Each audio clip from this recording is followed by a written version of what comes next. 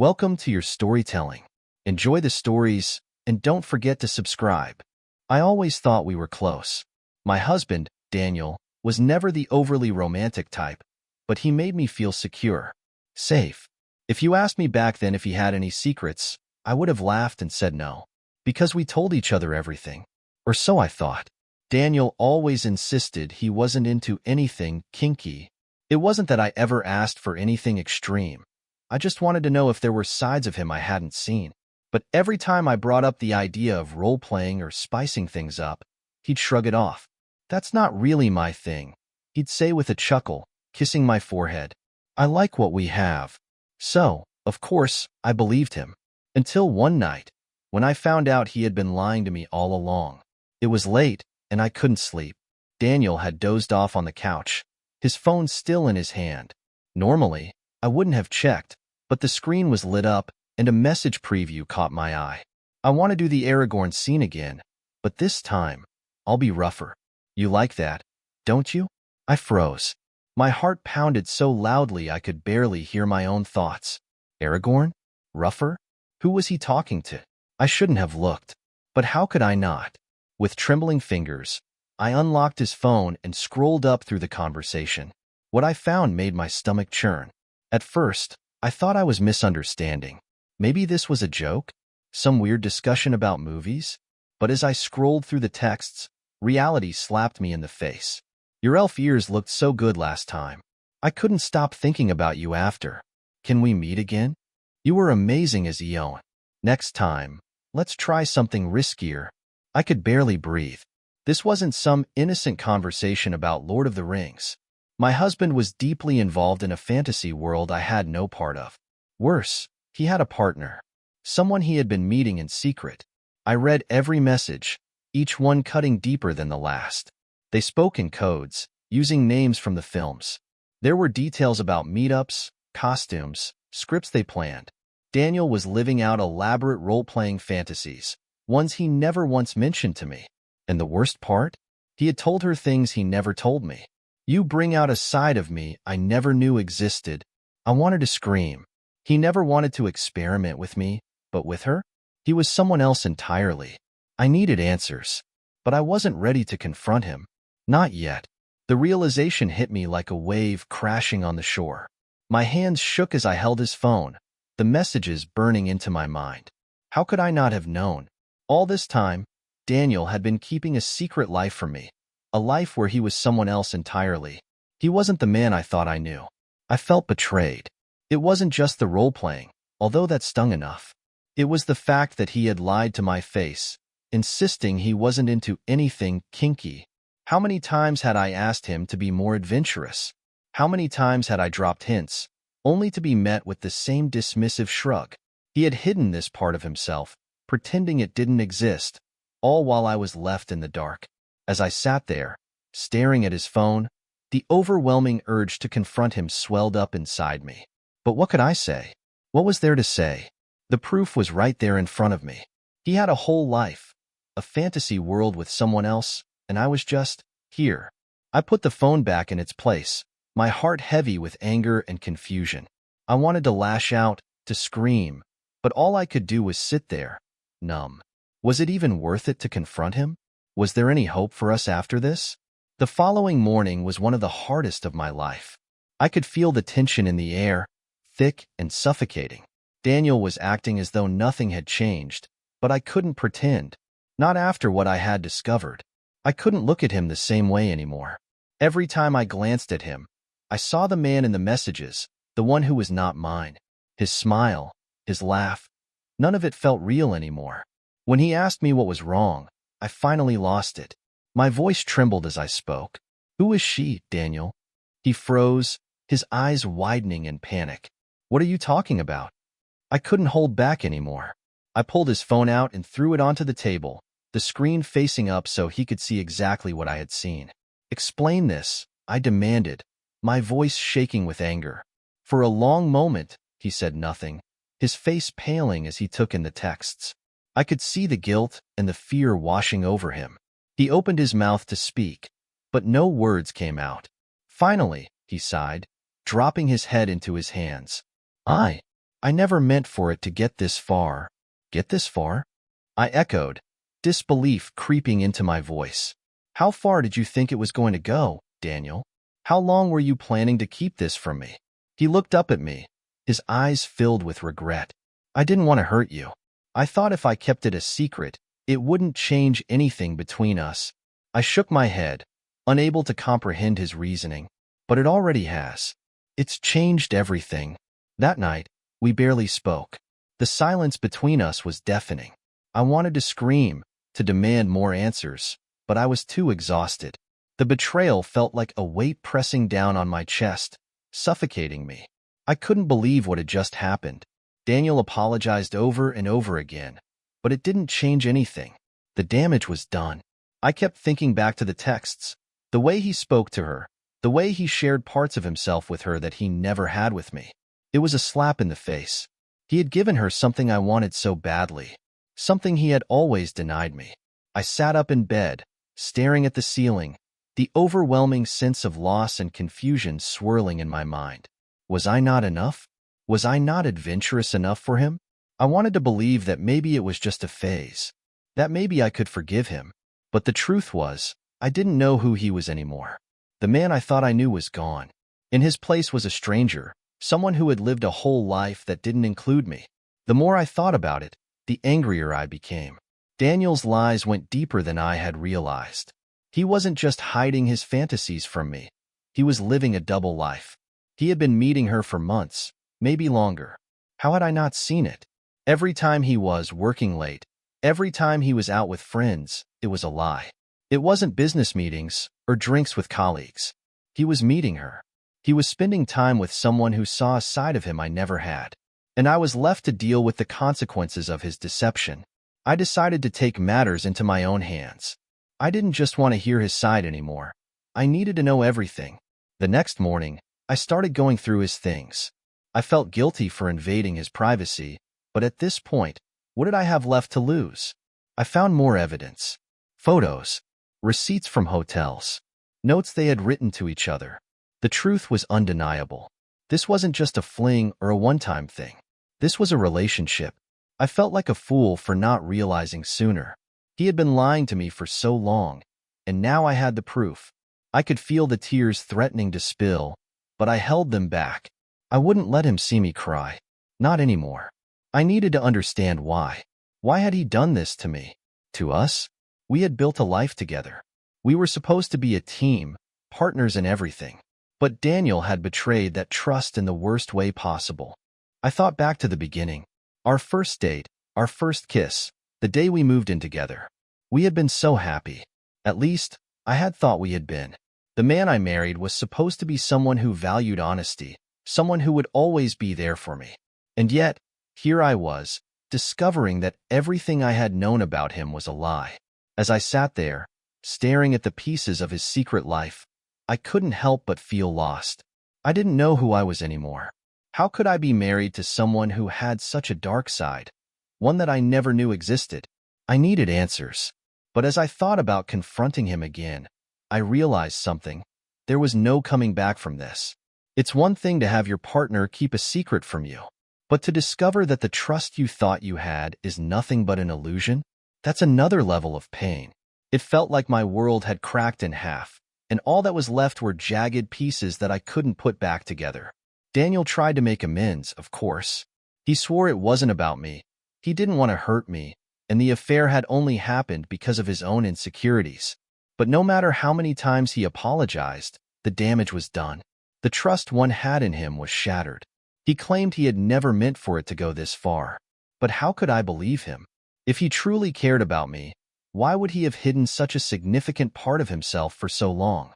Why would he let it go on for months, knowing how much it would hurt me if I ever found out? He begged for forgiveness, telling me that he loved me and that he didn't want to lose me. But I couldn't help but wonder, did he love me enough to stop the lies? Did he love me enough to be truthful about everything? I couldn't answer that. I couldn't look at him without seeing the man who had deceived me. Every word he spoke felt like an empty promise. As the days went by, I became obsessed with trying to understand the fantasy world Daniel had created. I pored over every message, every detail of his secret relationship. I couldn't stop myself from wanting to know more about this woman. What did she have that I didn't? It wasn't just about the role-playing. It was about the connection he had with her, the connection he had been seeking in someone else, a connection that, for reasons I couldn't understand, wasn't enough with me. I started Googling the names and scenes from the texts. Aragorn. Eowyn. I even tried to imagine myself as one of those characters. Could I have been someone else for him? Would he have wanted me more if I had embraced his fantasies? But the more I thought about it, the more I realized this wasn't about me. It was about him. It was about his need to escape into a world where he could be someone else, someone who wasn't tied down by the reality of our life together. I had been part of his real world, but he was no longer content with just that. He needed the fantasy. After weeks of silence, I finally confronted Daniel once more.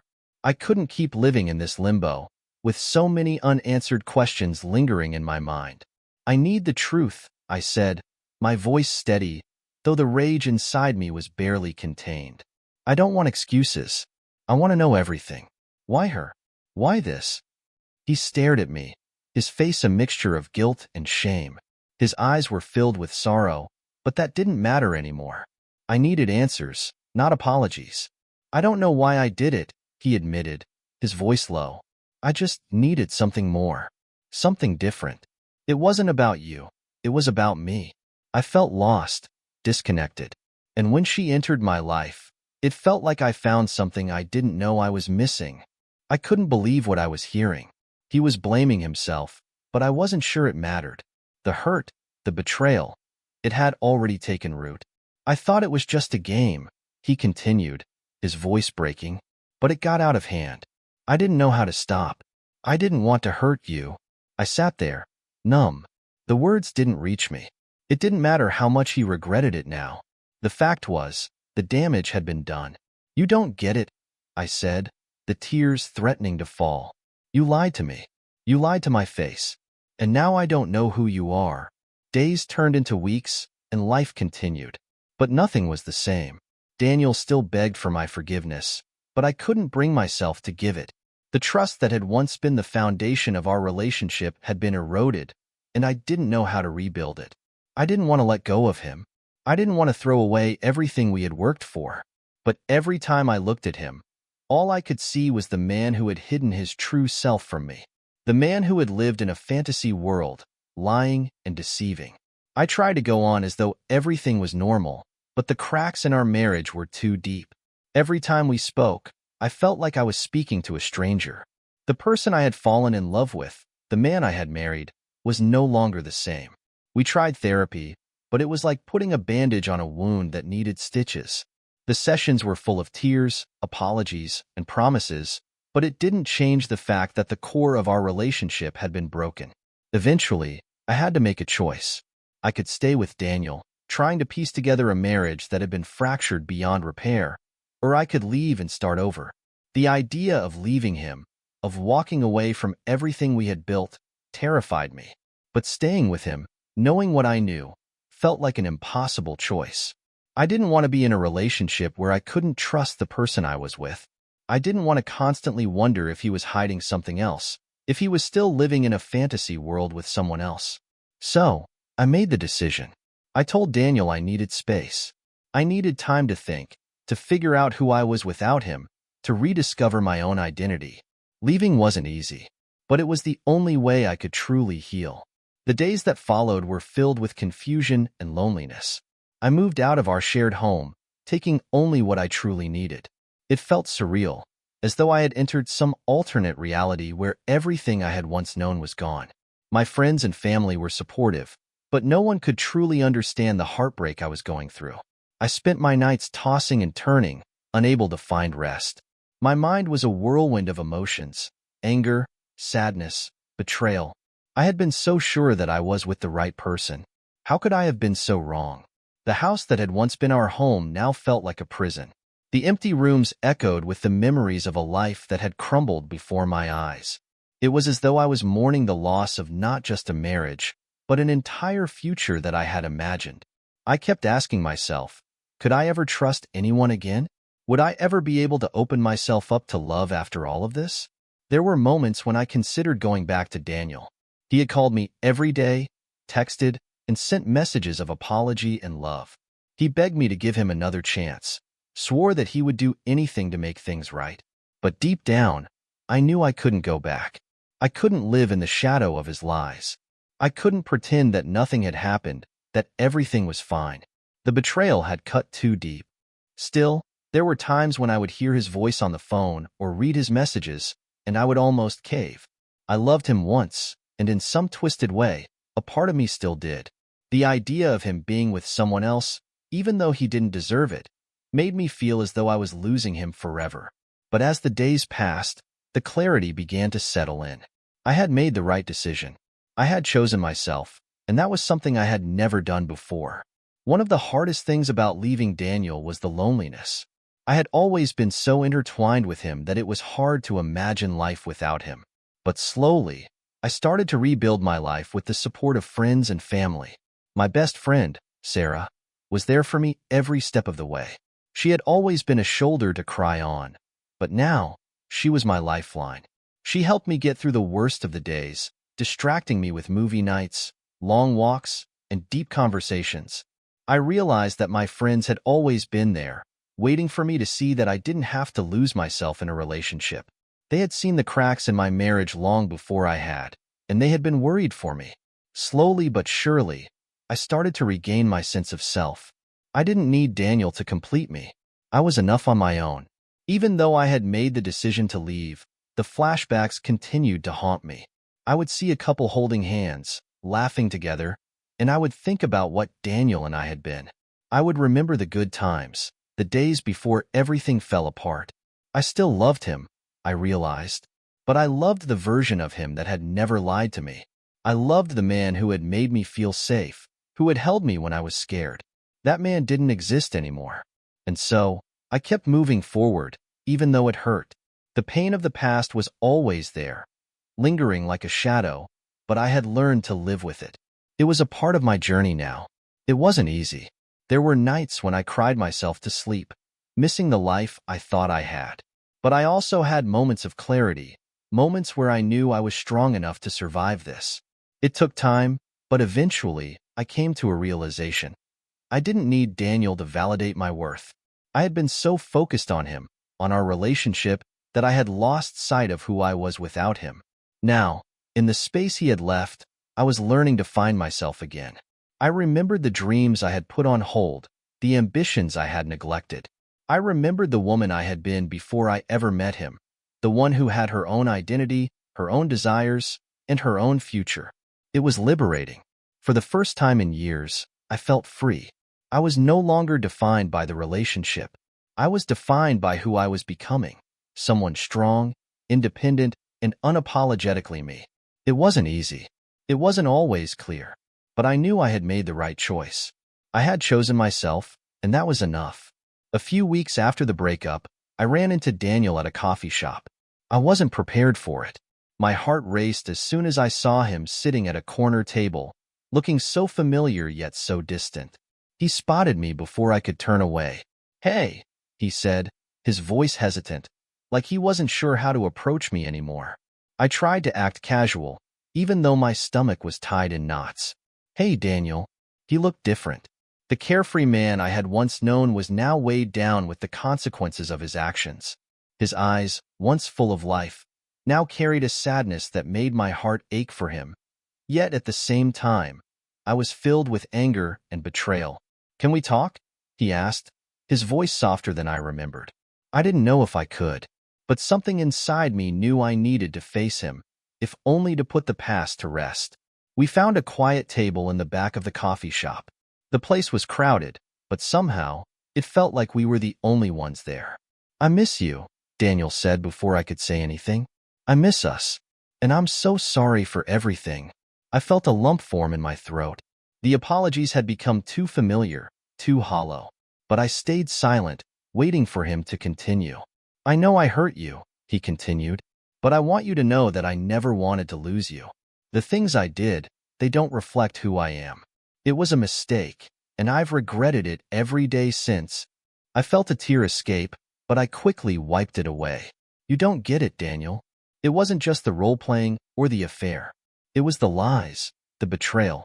It's like everything we built, everything we were, was based on a lie. He nodded, his face full of regret. I understand that, and I don't expect you to forgive me right now, but I need you to know that I'm trying to change. I want to be a better person. For you, for me, for everyone I've hurt. I don't know if I can ever trust you again, I whispered, the words heavier than I thought they would be. I understand, he said quietly, but I'm willing to prove it to you if you'll let me. After that encounter, I spent a long time thinking about what I really wanted. I still loved Daniel, but love wasn't enough to undo the damage he had caused. I needed more than words. I needed actions. I needed him to show me that he could be the man I had once believed him to be. But the truth was, I was afraid of falling back into the same trap. I was afraid of repeating the past, of being deceived again. I couldn't live in the shadows of his lies. So, after days of reflection, I made the hardest decision of my life. I had to let go. I sent him a message, telling him that while I appreciated his honesty, I had to move on. I couldn't keep living in the past, wondering what could have been. It wasn't easy. It felt like I was closing a chapter of my life that I wasn't ready to end. But deep down, I knew it was the right choice. I deserved better. The days following my final conversation with Daniel were a blur of emotions. I felt a sense of relief, but also grief. I was grieving the man I had loved, the future I had envisioned with him. But at the same time, I was beginning to rebuild. Slowly but surely, I was learning to focus on myself again. I started going to therapy, and with every session, I felt stronger. I took up painting again, something I hadn't done in years. It was therapeutic, and it helped me reconnect with a part of myself that had been lost in the chaos of my relationship. I spent more time with friends, laughing and enjoying life again. I rediscovered my sense of humor, my independence, and my joy. It wasn't easy, but I was moving forward. One evening, as I sat alone in my apartment, I had a moment of clarity. I looked around at the walls that had once seemed so empty, and now they felt like my sanctuary.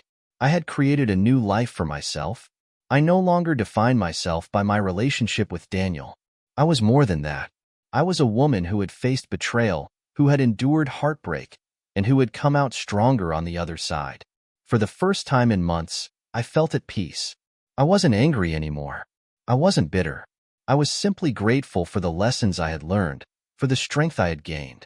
And in that moment, I realized something important. I was enough, all on my own. As time passed, I started feeling like I was living a new life, not the one I had once shared with Daniel. I was no longer a woman who had been betrayed. I was someone who was starting fresh, building a future that didn't involve him.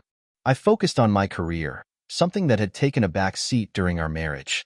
I found joy in the small victories, getting promotions at work, receiving praise for my hard work, and the sense of accomplishment that came from doing things for myself. The pain of the past still lingered, but it wasn't as all-consuming as it had been. I had learned to carry it with grace, not allowing it to define me. I was learning to love myself again, and that was the most important step of all. In some strange way, I was grateful for the journey I had been through. It had forced me to discover parts of myself that I had forgotten. One day, months after my breakup with Daniel, I ran into him at a mutual friend's birthday party. It felt like a lifetime had passed since our last conversation. He looked different, more at ease, like he had found a semblance of peace too. At first, I wasn't sure how to feel. Seeing him brought back so many memories, both the good and the bad. But instead of the flood of emotions I expected, I felt strangely calm. I had moved on, and so had he. We exchanged pleasantries, talking briefly about our lives. He mentioned that he had been seeing someone new and was working on himself. It felt like the end of a chapter, but one I was finally ready to close. The encounter left me with no resentment, only a quiet sense of closure. I realized that while I had once thought I needed him, I didn't. I was whole without him. Healing wasn't linear. There were days when I felt on top of the world, proud of how far I had come. And then there were days when the past came rushing back, and I would find myself choking back tears over a memory I thought I had forgotten. But I learned that healing wasn't about perfection. It was about growth.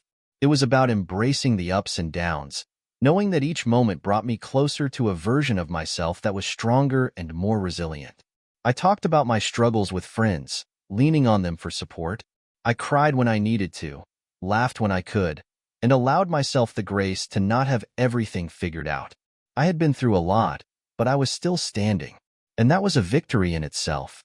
One of the things I had lost during my relationship with Daniel was my joy. I had been so focused on him and on trying to make things work that I had forgotten to nurture the things that brought me happiness.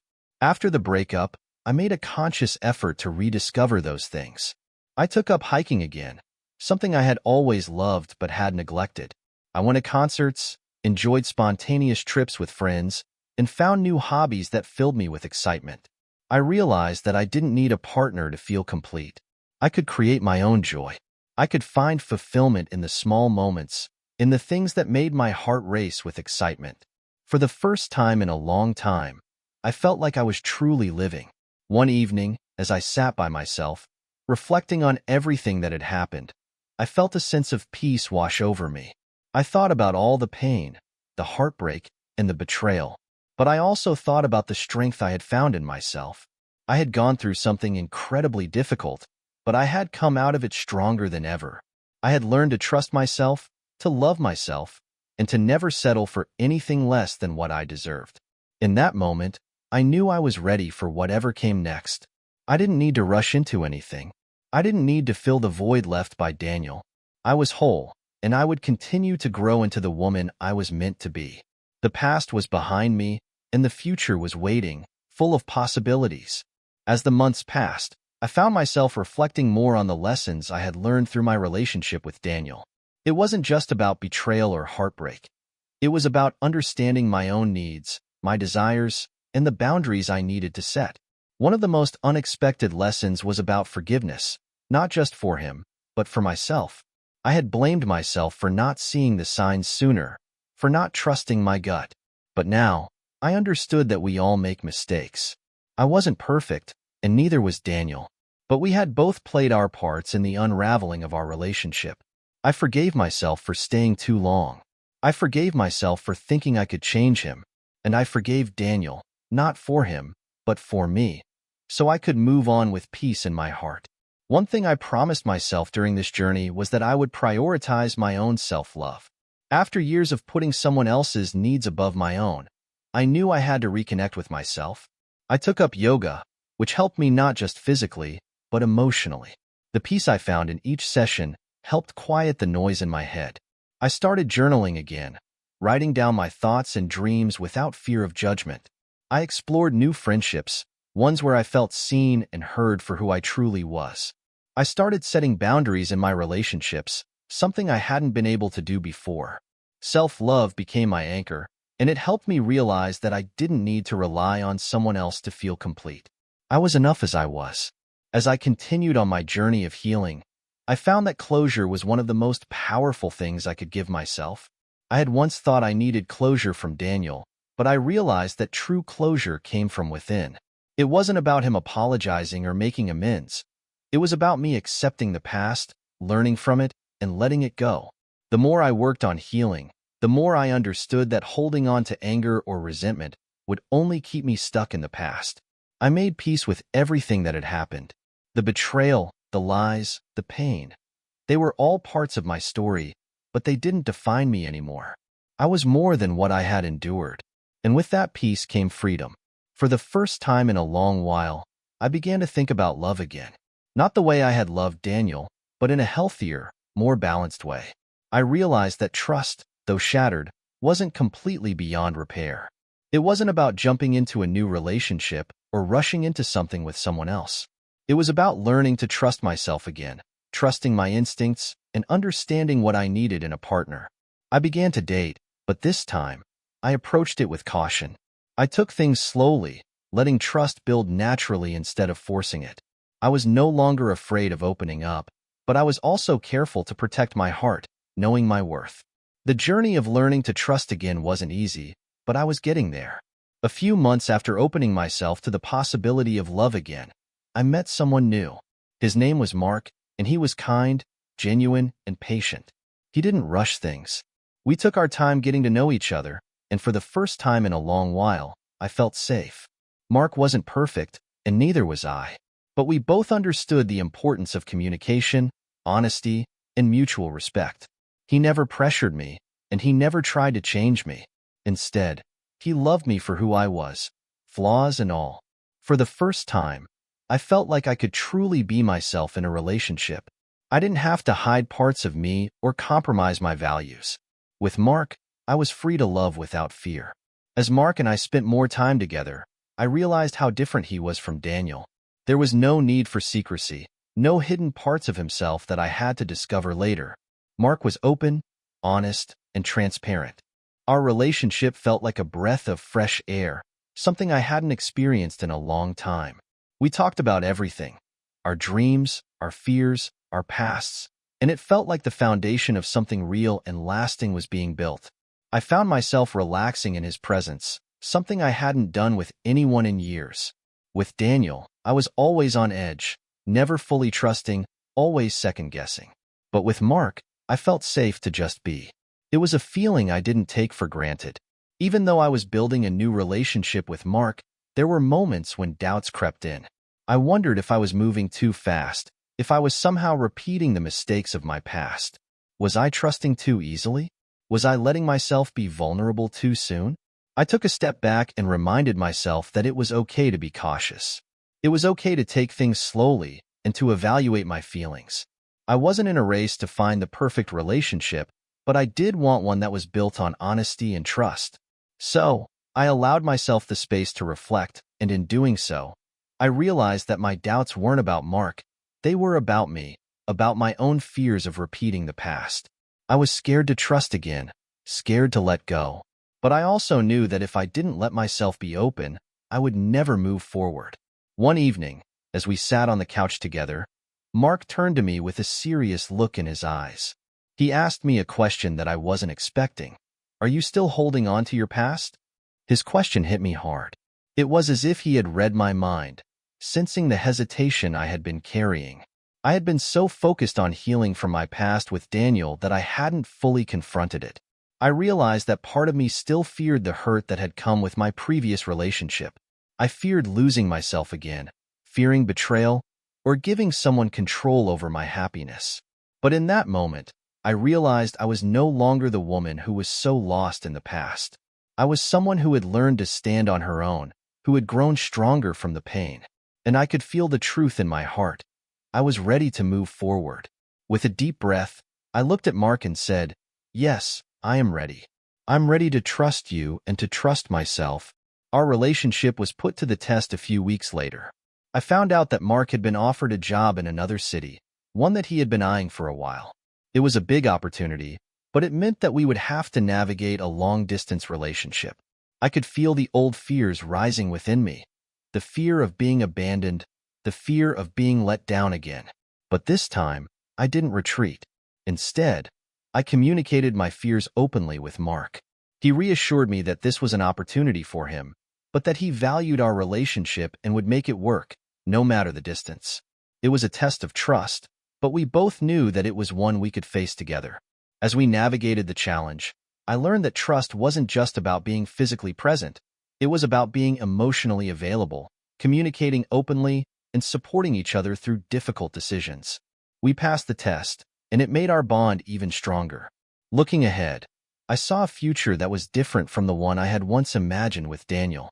It wasn't perfect, but it was mine, filled with love, growth, and the promise of new adventures. I had learned that love wasn't about finding someone who completed me. It was about finding someone who supported me, who encouraged me to be the best version of myself, and who loved me for who I truly was. With Mark, I felt like we were building something beautiful, something real. It wasn't about fantasies or secrets. It was about two people who cared deeply for each other and were willing to put in the effort to make it work. I no longer needed the validation of a past relationship. I had found something better, a love that was built on trust, respect, and authenticity. And that was enough for me. One evening, as I sat by the window, sipping a cup of tea, I found myself thinking back on everything I had gone through. From the shocking revelation about Daniel's hidden life to the gradual process of healing and rebuilding. I had come so far, and I was proud of how far I had come. But it wasn't just about surviving, it was about thriving. The person I had become was someone I never imagined I'd be. Strong, independent, and, most of all, happy. I thought about Mark, about how different he was from Daniel. Where one man had filled me with confusion and insecurity, the other filled me with peace and trust. I knew I was lucky, not just to have found him, but to have found myself. Healing wasn't just a destination. It was an ongoing journey, one that would continue for the rest of my life. As Mark's move to the other city loomed closer, we both started to talk about what the future would look like. I had grown to love him deeply, and despite the distance, I wasn't afraid. I knew we had something solid, and I believed in us. The distance would be hard, but it would also be an opportunity for both of us to grow individually. I had once feared being alone, but now I realized that being independent didn't mean being lonely. It meant being whole. I supported Mark's decision, knowing that this new chapter was one that could help us both reach new heights, both personally and as a couple. Our relationship wasn't perfect, but it was real, and that was enough. The first few weeks of our long-distance relationship were harder than I expected. There were moments when I missed him so much that it felt like an ache in my chest. I longed for his presence, the comfort of his touch, the sound of his voice. But I reminded myself that this was temporary. And as difficult as it was, I also knew that distance didn't define a relationship. It was the connection, the effort, and the trust that mattered. We made it work. We communicated constantly, sending texts, making video calls, and planning visits whenever possible. It wasn't ideal, but it was real, and we both made the effort.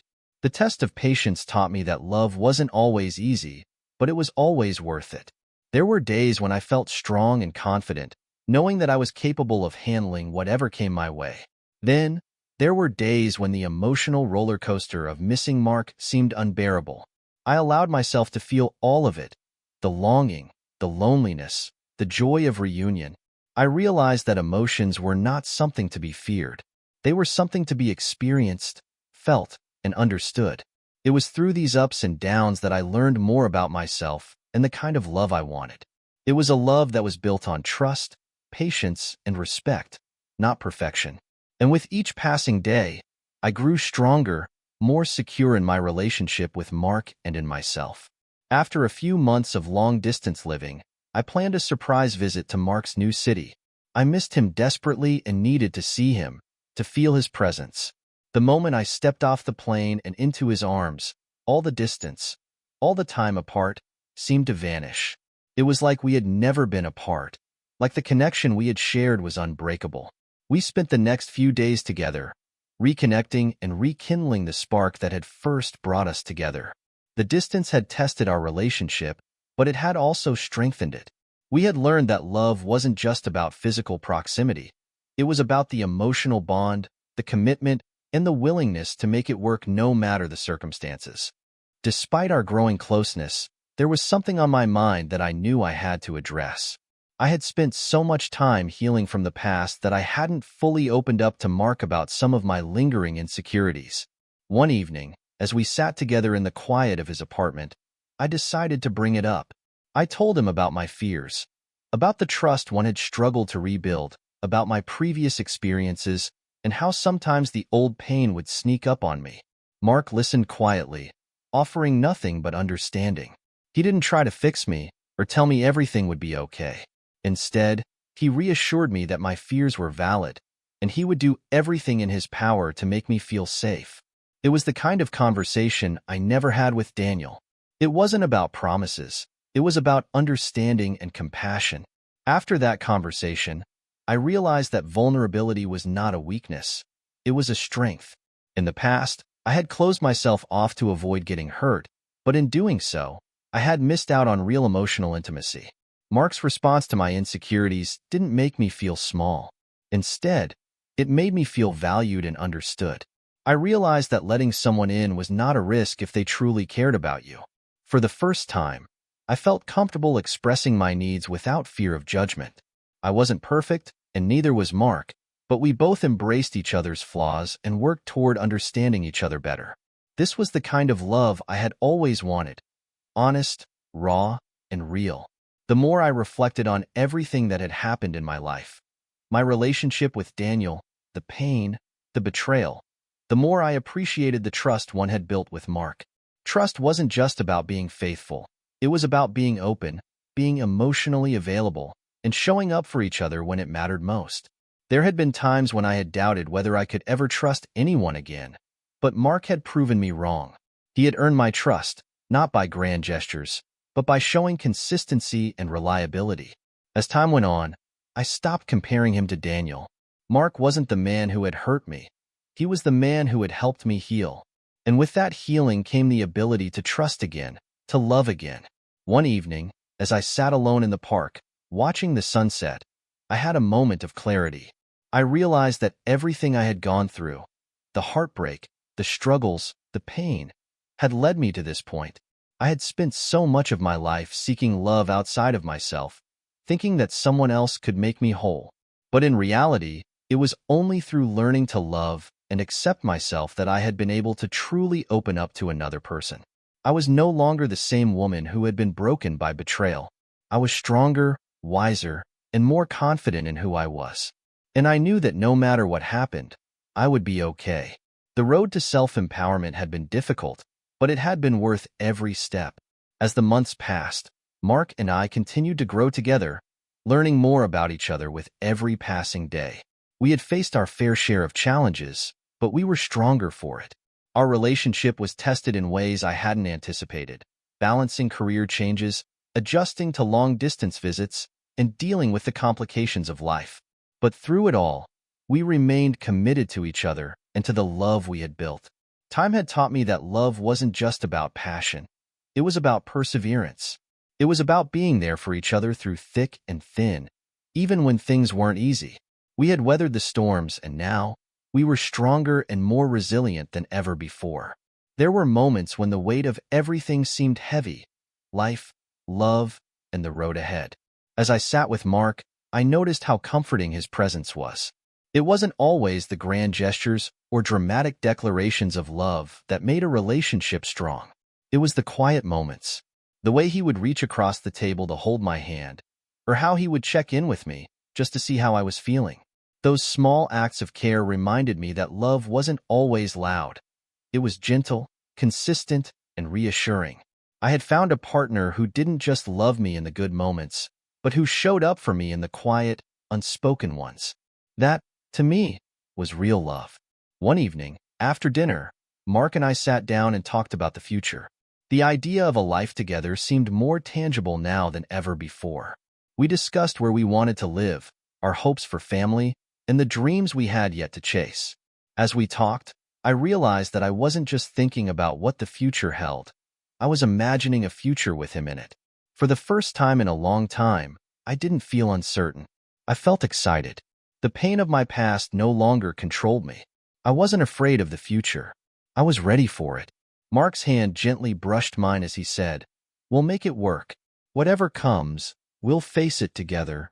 And I knew, without a doubt, that he meant it. A few weeks later, after Mark returned from another trip, we found ourselves sitting in a quiet cafe. As I looked at him, I realized how far we had come. We had grown, we had healed, and we had created something new, a love that wasn't defined by the past. It was its own story now, a story written by both of us, with new chapters still to come. "I'm ready for whatever comes next," I said, feeling more certain than I had ever felt before. Mark smiled, his eyes full of warmth. "Me too." And as we sat there, I realized that everything I had gone through had brought me to this moment, this peaceful, certain moment where I knew I had found something real. The future was waiting, and we were ready to face it together.